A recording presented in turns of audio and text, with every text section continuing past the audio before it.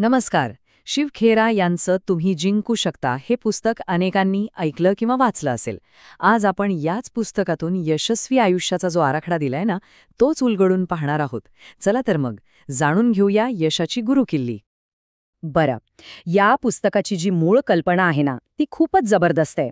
ती म्हणजे जिंकणारे लोक काही वेगळ्या गोष्टी करत नाहीत, तर ते प्रत्येक गोष्ट वेगळेपणाने करतात. म्हणजे कामामध्ये नाही, तर काम करण्याच्या पद्धतीत खरा फरक असतो. तो मग यशाच्या या प्रवासाची सुरुवात कुठून करायची?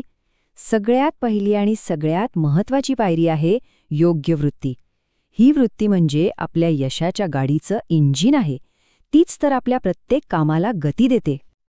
आता सकारात्मक वृत्ती म्हणजे काय? याचा अर्थ असा नाही की डोळे झाकून सगळं चांगलं आहे असं म्हणायचं नाही. तर याचा अर्थ आहे प्रत्येक गोष्टीला आपण प्रतिसाद कसा देतो. म्हणजे जिथे इतरांना फक्त अडचणी दिसतात तिथे संधी शोधणं, आव्हानांना घाबरण्याऐवजी त्यातच उपाय शोधणं. याचं एक खूप छान उदाहरण आहे. विचार करा, 2 सेल्समन आहेत आणि परिस्थिती अगदी सारखी आहे. एकाची वृत्ती आहे नकारात्मक.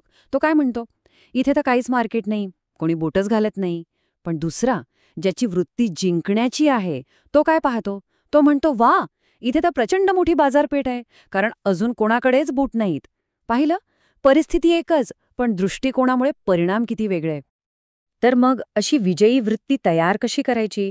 शिवखेरा सांगतात की ही फक्त एक भावना नाही, तर ही एक शिस्त आहे आणि ती आपण जाणीवपूर्वक तयार करू शकतो.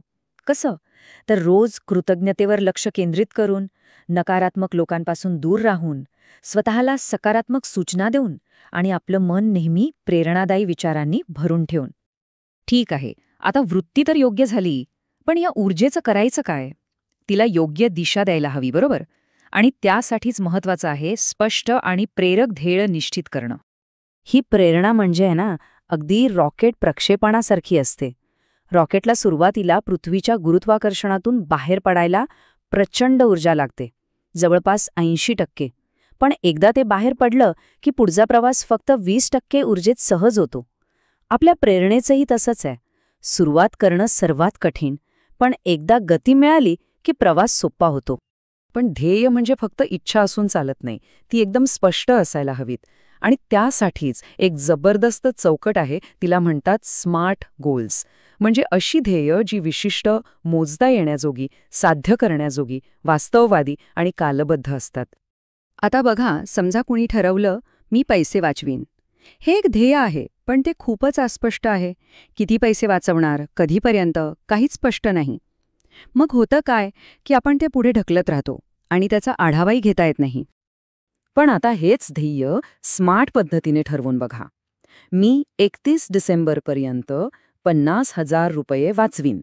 आता बघा, यात सगळं काही स्पष्ट आहे. ते एका क्षणात एक कृती करण्यायोग्य लक्षात बदललं आहे. डेडलाईन आहे, टार्गेट आहे. आता यावर काम करणं किती सोपं झालं. चला, आता वृत्ती झाली, ध्येयही ठरली.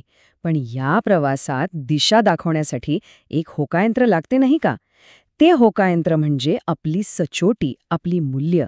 कारण शिवखेरा अगदी स्पष्ट सांगतात की मूल्यांशिवाय मिळवलेलं यश हे खरं तर अपयशच आहे. खरं आहे. प्रतिष्ठा म्हणजे काय? तर लोक आपल्याबद्दल काय विचार करतात. पण चारित्र्य म्हणजे आपण स्वतः कोण आहोत हे आपल्याला माहीत असणं.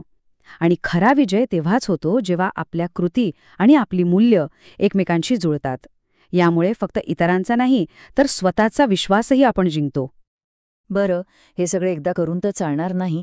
यात सातत्य कसं आणायचं हा मोठा प्रश्न आहे.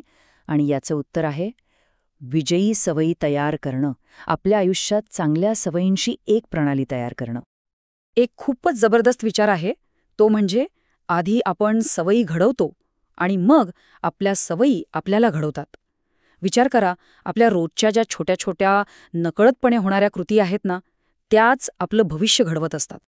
मग सवय बदलायची कशी? हे फार अवघड नाहीये. फक्त त्याला काही सोप्या पायऱ्यांमध्ये विभागण्याची गरज आहे. म्हणजे कसं? तर एका वेळी फक्त एकाच सवयीवर लक्ष केंद्रित करा. त्यासाठी एक स्पष्ट योजना तयार करा.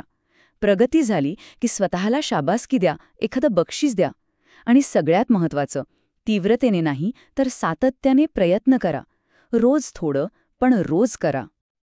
आता या आराखड्यातला शेवटचा आणि तितकाच महत्वाचा भाग येतो, तो म्हणजे हे ओळखणं की आपण एकटे जिंकू शकत नाही.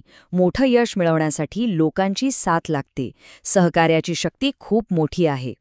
ती गोष्ट सगळ्यांना माहीत असेलच, काठ्यांच्या जुडीची. एक काठी घेतली तर ती सहज मोडते, पण त्याच काठ्यांची जुडी केली तर ती अतूट बनते. हेच तत्व आहे. एकतेमध्येच खरी शक्ती आहे. सहकार्य, संवाद आणि परस्पर समर्थनाने आपण अशी ताकद निर्माण करू शकतो जी एकट्याने मिळवणं जवळजवळ अशक्य आहे. तर या सगळ्याचा सार काय? खऱ्या यशाचा एक त्रिकोण आहे आणि त्याचे 3 कोण आहेत: सातत्य, चारित्र्य आणि आत्मविश्वास. हे तिन्ही घटक जेव्हा एकत्र येतात तेव्हा चिरस्थायी यशाचा मजबूत पाया रचला जातो. एक गोष्ट लक्षात ठेवली पाहिजे, यश ही एक निवड आहे. ते नशिबावर किंवा परिस्थितीवर अवलंबून नाही. ते अवलंबून आहे आपण रोज काय निवडतो यावर. तर मग प्रश्न हा आहे की आज आपण वेगळं काय करण्याची निवड करणार आहोत?